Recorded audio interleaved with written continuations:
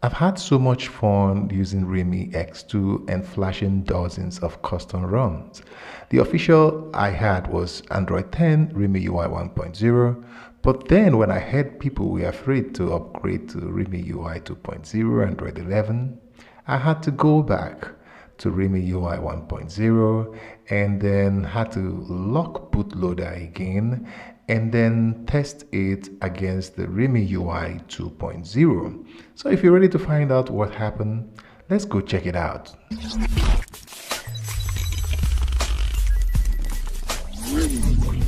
Okay, welcome back again to Smart Deport, and let's get started with this one. First of all, I'm going to show you that I'm using Realme UI 1.0, Android 10, and the latest update on it.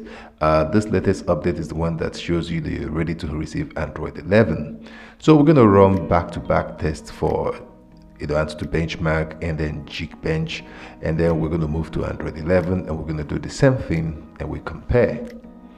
So quickly, let's get started with the first test. So the first test is going to show us a good score here. There's about 351, thereabout. So that's good. And then you see the temperature rise from around 34 to around 39. So we're going to run it again as the temperature of the phone is going up to check how it could throttle with higher temperature and the effect on performance. This is Android 10.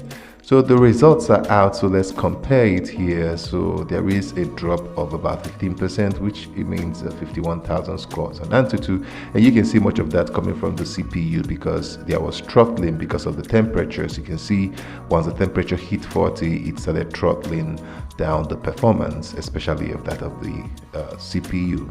So let's go to Geekbench, and then we're going to run Geekbench back to back again, and then we're going to keep the record and we compare. So the first Geekbench score here is very good. So let's try and run it again back to back as the phone is getting warmer. The temperature is increasing. So let's see again whether there will be throttling in this. So as you can see, wow, there is throttling. The same thing happening with Antutu benchmark is also happening here in terms of Geekbench. There is minus 60% in single core, which is 11%, and also minus 122, which is like 8%. So we're going to go up now. Let me show you that we're still on Android 10. So we're going to go and we're going to update the software, move to Android 11, and we're going to run back this test again. So let me show you now that we are on the latest update. This is F23, F1123, which is the latest as at the time of making this video. So we're going to run the test now and we're going to start our comparisons. So this is the Geekbench now because I want to run Antutu when the temperature is hotter. So of course here there is, it's better than Realme UI in terms of the scores for the first test. But then let's run back-to-back tests here, and here is where it gets interesting. So let's look at the results here, and you will see that the performance of the second test in Realme UI 2.0 Android 11 modeled that of the second test of Android 10 Realme UI 1.0. So there is improvement in sustained performance in Realme UI, and we can see that both from Antutu and Geekbench. So if you watch up to this point, now will be a good time to click on that subscribe button and turn on the notification bell icon to receive notification of videos like this when we do it. So I'm going to go back to Antutu benchmark. So I'll run the test again now. I did it second here so that the temperature of the phone could go high, so I could see whether that throttling is really done in Realme UI 2.0. And as you can see, both the rise in temperature, the battery drain, and the sustained performance is good. Now it's way better than the Realme UI 1.0 and Android 10 in the test one. But we're going to run it again to see how that sustained performance happened, over sustained periods, and see the drop that was from Realme UI 1.0 and that of Realme UI 2.0. So the second time of running the Antutu benchmark will show us clearly what happened.